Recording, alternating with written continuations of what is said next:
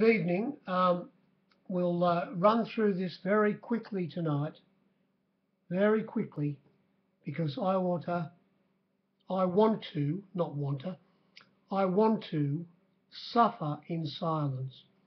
Um, it was an absolute strip out there today for the captains.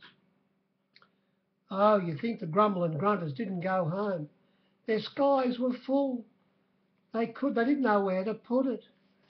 Now, we'll kick off by saying a few words about last Saturday's meeting at Newcastle, the provincial meeting on the 22nd. The track was good, the rail was 4 metres out. There was a southeasterly blowing. Now, I've got to say, it was slightly, most probably against the leaders. Uh, there was only one leader to get home, and that was in the last race. The wind had eased a little bit by then. And it did trot in by 2 lengths, and it went all right. So when you're doing your form there, just adjust those who are leading on the fence, give them a little bit of an extra tick. We went to Canterbury on Wednesday. We had a good 3 there.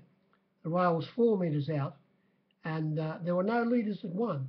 We had that northeasterly wind blowing, but runners that did sit outside the lead did win, and there were leaders that did run second. But as I say, there were no leaders won, so that wind out of the northeast could have had something to do with it. We went to Wyong on Thursday, and there were no leaders to win there either. The wind was more or less behind them up the home straight. And as I say, we didn't have a leader to win, but there were runners that sat outside the lead, behind the leaders on the fence, and got home. I must say it was better to be up near the lead, but interestingly, no leaders won. It was a dead 4, and the rail was 3 metres out from the 1350 to the 210 where the cutaway came into play. A bit hard to make up ground, but by the same token, no leaders got home. Interesting. We went to Warwick Farm on Friday, yesterday.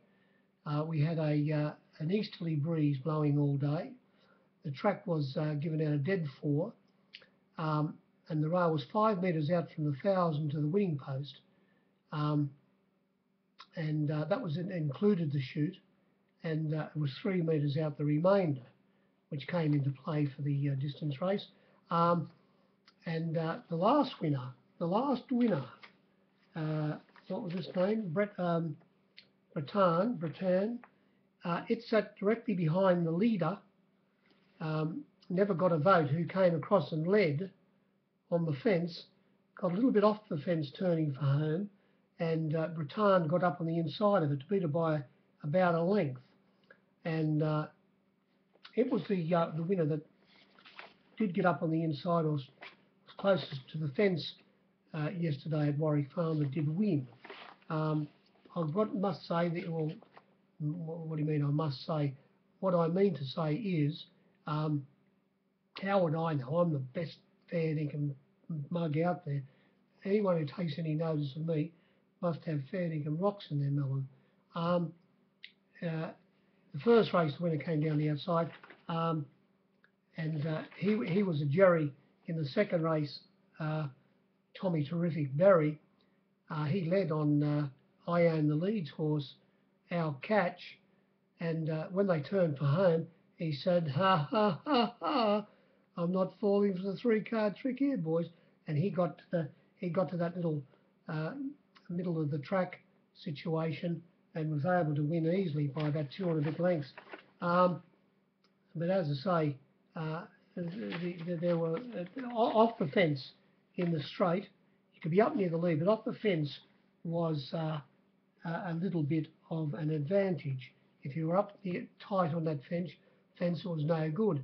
So did the track dry out by the time the last race came around, or the way it was run? Work it out for yourself. Al, it's no good me telling you anything. Rosehill today, the 29th of November. Well, I've got to say the track played very fair. There was a southeasterly breeze blowing all day, didn't have any effect.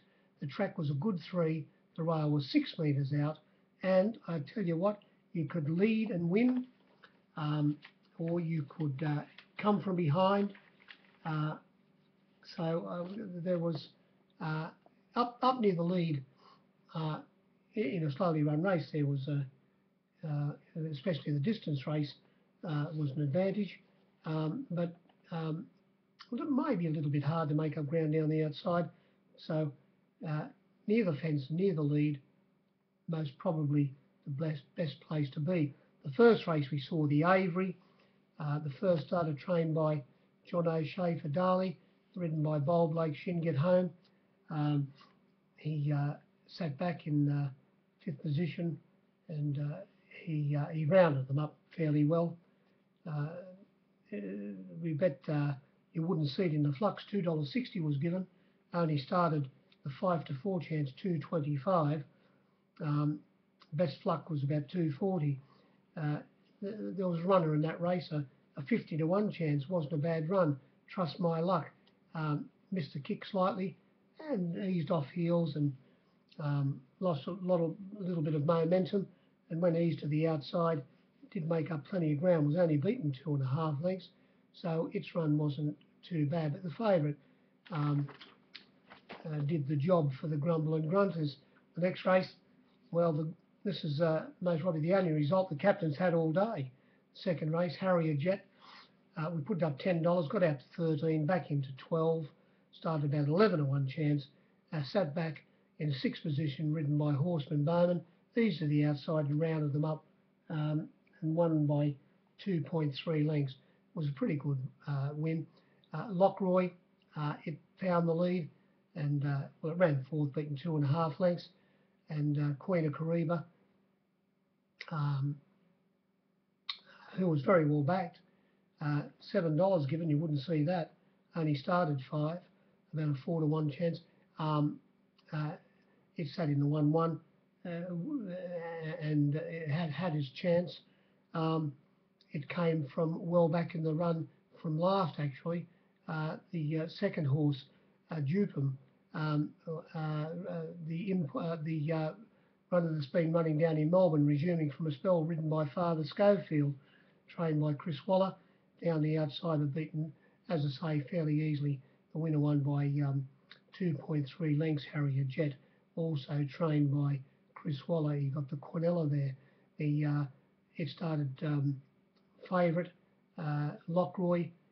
No, what am I talking about? Invitations, ridden by, trained by John O'Shea, ridden by Clever Karen. It started favourite, sat outside the lead. It didn't run second last, beaten 5.4 lengths. It's going for a spell after today. It beat a team of trotters up at Newcastle last start. The next race, Dublin Lass, cool ride by Bold Blake Shin. He just waited. He said the gap, I'll either have to go around this leader or inside it. He just sat there, had plenty of horse up in, underneath him all the way after box seating in 4th position. Finish up getting the split inside the leader halfway up the straight, who was Vanilla Princess, who was extremely well backed, $5.50 given, and he started about a $4.20, $4.40 chance. And when he got the split, he accelerated very quickly and went away and won by 1.3 lengths. It came through after being held up a little bit, following him through Holy Delusions. But even though he was slightly checked, he wouldn't have beat the winner. And the winner did get a good run. 2 bad runs in that race. Race 4, this was Chris Waller, ridden by Tommy Berry, and the horse I'm talking about is Reglify. It led today, it went straight to the lead and found the bunny and found the line very, very strongly. It came from well back in the field. The second pick, the winner was favourite. We put it up $4, 3 to 1 Barred. We put it up 5 to 2 favourite Shiraz. 5 to 2 the field Shiraz. 3-1 Barrett, regular fire.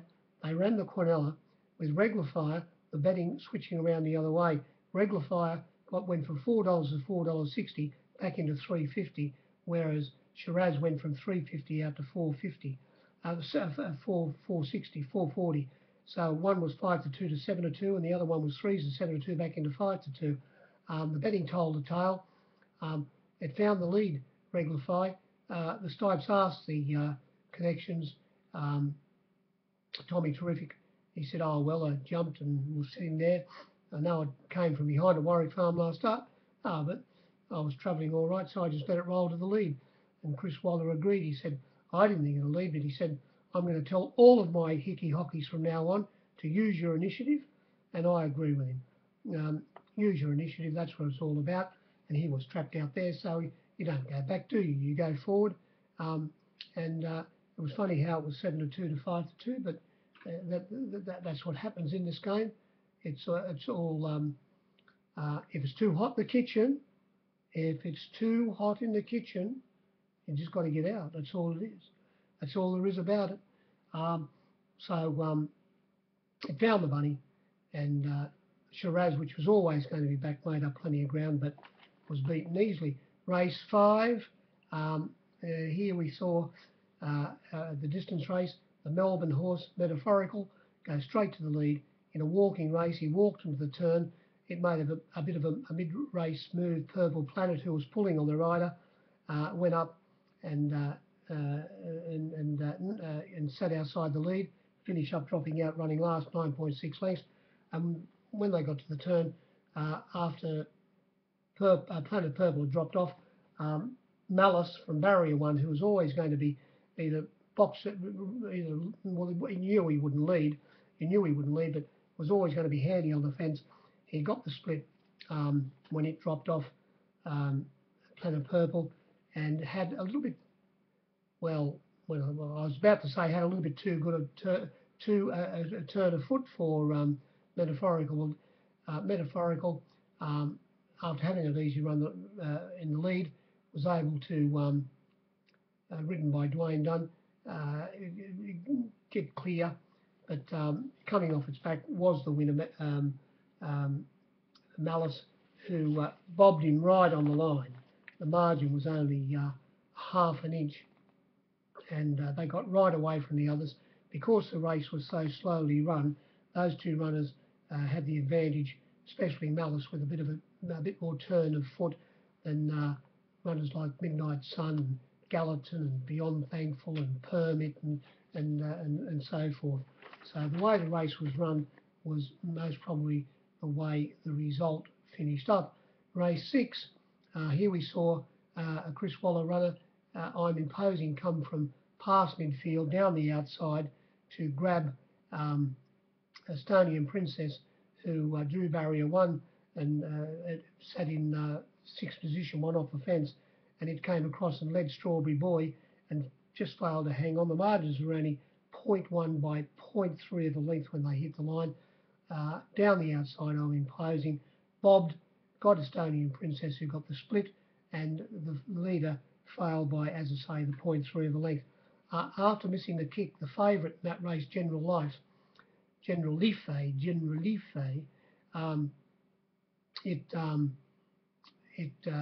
missed the kick, and then he was a little bit wide, half karting. He sprinted up, and he was only beaten running fourth, only beaten a half a length. If he comes out of the barriers, I suppose there's a good chance he sits in a little bit closer position, and there's a very good chance he might have won. Not taking anything away from the winner there, he came from behind and rounded them up. Race 7, well, here we saw our boy Malachi sit outside Senator Noche, and that's how most maps have this race being run, with Senator Noche coming across.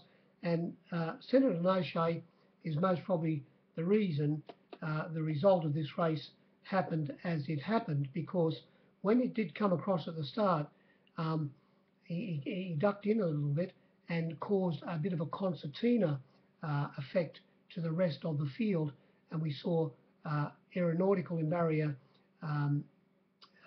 2, copper check, and we saw Lily Bolero from barrier 4, the worst of it, with Father Schofield going up in the air and dropping out into last position and making up a lot of ground in the straight. It was a very good run, as was pointed out by Mark Sheen. We all saw it. Even Test of Rhythm, well, no, it mightn't have been checked at the start, but it most certainly was Cradle Me at the start in that concertina situation. It was crowded, but not as bad as Lily Bolero.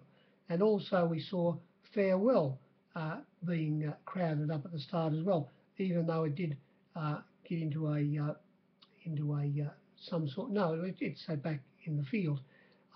So that little bit of an incident at the start made this race pan out as it did, with Lily Bolero, the most unlucky runner, most probably of the day. After all that happened at the start, as I said, the map was right, which was drawn up by most people. Senator O'Shea led with our boy Malachi on his outside. Tucked away third on the fence was Test of Rhythm, and on his outside the second picked Dothraki. And when they turned for home, the favourite was able to get past the leader, Senator O'Shea, very quickly, and Dothraki put in a quick spurt, but the winner had too much up his sleeve. Well, had too good a turn of foot for him, so he said, "Let's go," and he beat him by 1.8 lengths, and it was Senator O'Shea ran third, beaten 3.1. I had an absolute blackout in this race. Someone asked me right towards the end of betting for 10,000 on it at the $2.80. I said, look, I'm already standing for an absolute squillion here. I can't pay if it happens to win now, and you want 10 on it, you want a brick on it. And he said you can have 5 on it, and this was a very bad result for captains. Plenty of $2.80 given about this favourite, and as it turned out, after the interference at the start, it was never really going to be beaten. The last race came along, and this was very similar. The way this race panned out, it was always going to get a nice run, commanding wit, and that's exactly what happened. We had King Cobia come across from an outside alley. One from it, there were 12 runners, and it had barrier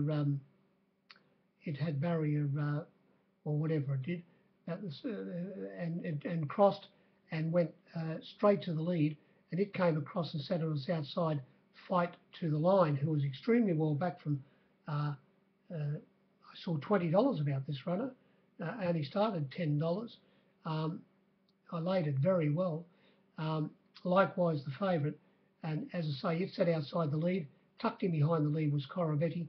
On its outside was Biloxi, or the other way around. Biloxi was on the fence and Coravetti was on its outside. I haven't had a good look at the tape because I had to leave early today. I had to drop my beautiful wife and to the airport, and she's off with our 3 beautiful daughters down to Melbourne for my eldest daughter's 30th birthday. And what a beautiful family I have. I'm so proud of them, and I hope they have a really, really good weekend. Tucked in behind them, those 4 runners, was Commanding Wit, and he was absolutely sucking on his pipe, clever Karen. He was just puffing away. He hasn't put it out yet.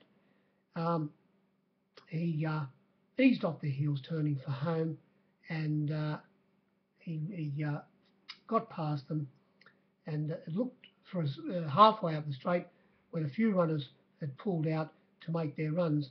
It was going to be interesting for a few strides, but then, well, not even a few strides, for 2 strides, but then all of a sudden the leaders started to weaken fairly badly, and the runners who were making their runs down the outside, horses like a Basso and company, their runs half-ended, and the favourite Commanding Wit went away and won by 1.5 lengths from Amavotio, who sat well back in the field.